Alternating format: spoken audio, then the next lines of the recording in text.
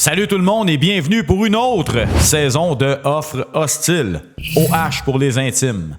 J'espère de tout cœur que vous avez passé un bel été. Il n'est pas fini, mais quand on regarde un peu ce qui se passe autour, on se demande des fois si au Québec, on aime vraiment l'été. Parce qu'au Québec, visiblement, il y a le hockey, il y a le hockey, il y a le hockey, puis il y a le hockey. Pourquoi je vous dis ça?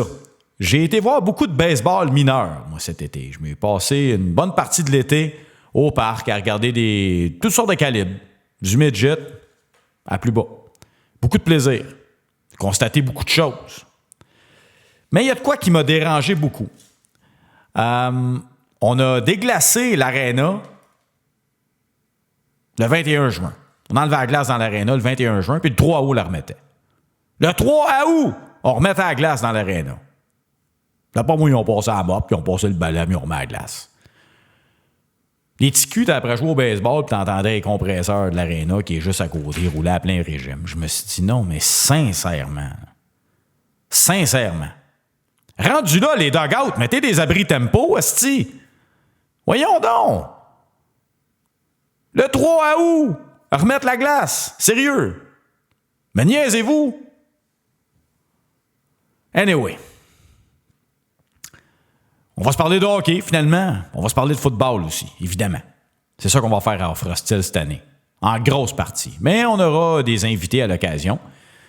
De la boxe, toutes sortes de choses. Vous allez voir, il va y avoir du fun. Il va y avoir des belles vignettes également.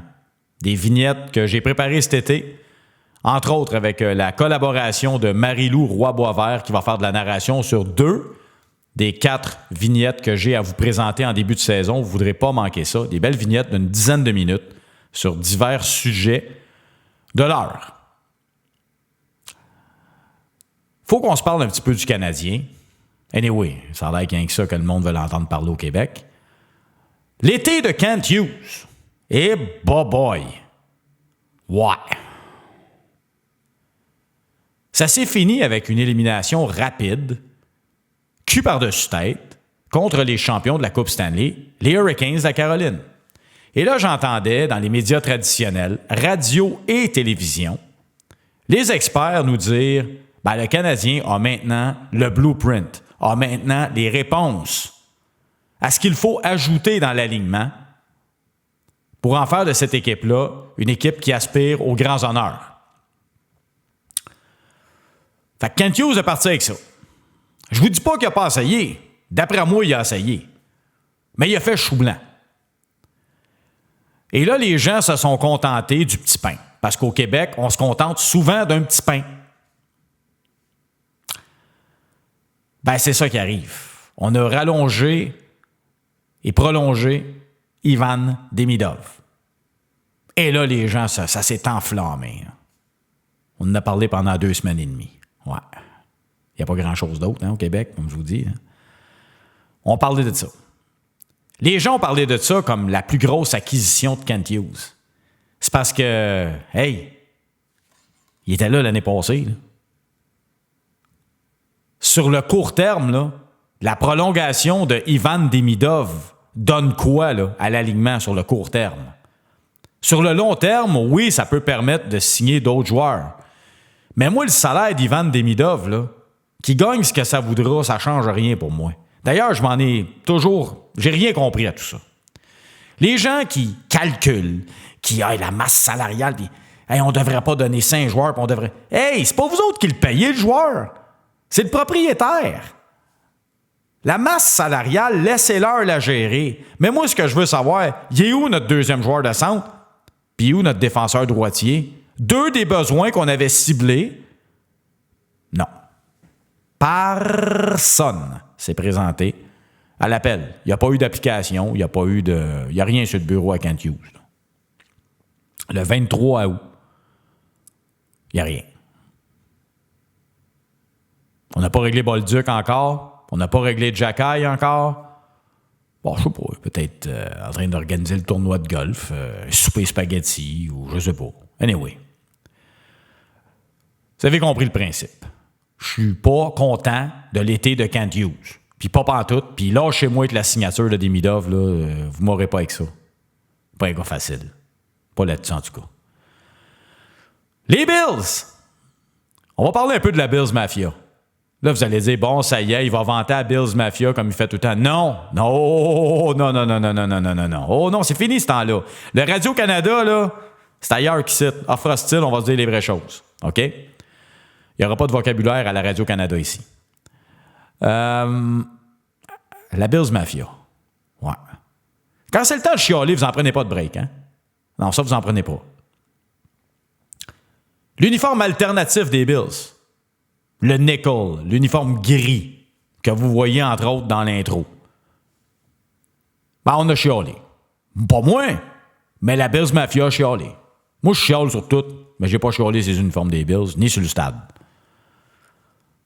Ben, on a chialé ces uniformes. Assez que Josh Allen a fallu qu'il s'en mêle et dise au monde, hey, arrêtez, là. Arrêtez de chialer ces uniformes, de grâce, là. À un moment donné, c'est un uniforme alternatif. Le but d'un uniforme alternatif, c'est d'être différent de celui qui porte en saison régulière, normalement. Les gens n'ont pas compris ça. Les gens n'ont pas compris ça. Ils veulent avoir la casse rouge des années 90. Ah, ça, on l'a compris, ça. Ça, on l'a compris. C'est comme un vieux disque qui saute. Là. On l'a compris. On a perdu 4 Super Bowls dans les années 90. Les années de Jim Kelly, Thurman Thomas, Bruce Smith, Darryl Talley, Andre Reed. Voulez-vous que je les nomme? J'ai essayé par cœur, moi, avec. Mais je ne vis plus dans le passé.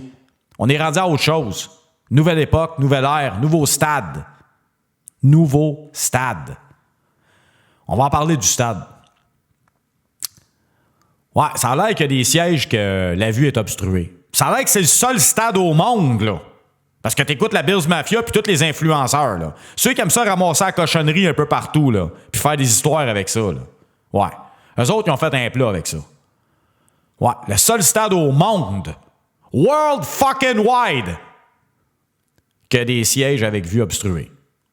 Ils n'ont pas compris qu'au Allegiant Stadium à Vegas, quand ils l'ont construit, ça a fait un tollé là avec.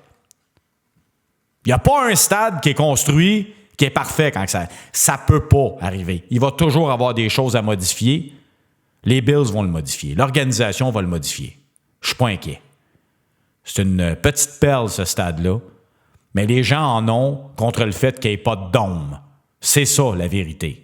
Ça prend quelque chose à chialer, puis ils ont trouvé de quoi pour chialer, là. On va se parler du stade Uniprix. Ouais. Tant qu'être dans un stade. Là, il y a des gens qui veulent avoir un nouveau stade de tennis, mais on peut pas parce qu'il y a des wawarons qu'on peut pas déplacer dans le parc Jory. Il y a des pissenlits qu'on peut pas couper. Il y a sûrement de la mauvaise herbe en voie d'extinction aussi parce que Greenpeace va sûrement s'en mêler avec. Je vous dis pas que je suis pour un nouveau stade ni contre. Je suis juste écœuré des lobbies. Là. Ça va faire. Au Québec, là, il y en a trop de comités, puis de sous-comités, puis de lobbies, puis de sous-lobbies. Puis c'est pour ça qu'il n'y a plus rien qui avance. Puis c'est pour ça qu'au Québec, à chaque fois qu'on veut faire quelque chose, ben il y a toujours « Ah, mais on peut pas parce qu'il faudrait mettre de l'argent dans la santé. » Fait combien d'années qu'on en met de l'argent dans la santé puis il n'y a rien qui grouille? Puis c'est route. Puis vous, à un moment donné, lâchez-moi le parti politique, là, peu importe qui est là, ça avance pas. On peut s'arrêter, là? À un moment donné, on va en mettre de l'argent dans le sport, puis on va en mettre de l'argent dans le plaisir et l'agrément. Là. Quand vous avez votre paye, là, vous faites la commande, mais de temps en temps, vous vous payez un petit luxe. Hein? C'est important de se payer un petit luxe de temps en temps. Là. Ouais. Mais au Québec, non. Oh non, non, ben non, ben non, ben non. Faut mettre ça dans la santé. Là. Oubliez ça. Hey, finalement, fait quoi? 9 minutes? 9 minutes que je chiale, ça part fort. Vous allez avoir du Bertrand cette année, je vous le dis. Vous allez en avoir du Bertrand. Ceux qui s'ennuyaient de l'époque de la radio, vous allez en avoir du Bertrand, je vous le dis tout de suite. Abonnez-vous à Offre Hostile pour ne rien rater. On va commencer avec des épisodes un peu plus à la régulière, avec des analyses un peu plus approfondies quand il va y avoir de quoi parler. Présentement, la pré-saison dans la NFL, c'est assez tranquille. C'est sûr que vous allez apprécier le contenu, je vous le garantis. Donnez-vous la chance et donnez-moi la chance de vous divertir. Je vous promets que je ne chialerai pas tout le temps de même non plus. Là. Ben, quoique, ça va dépendre. Hey, à la prochaine tout le monde. À la semaine prochaine, probablement. Pour un autre et le vrai épisode d'Offre Hostile. Bye bye.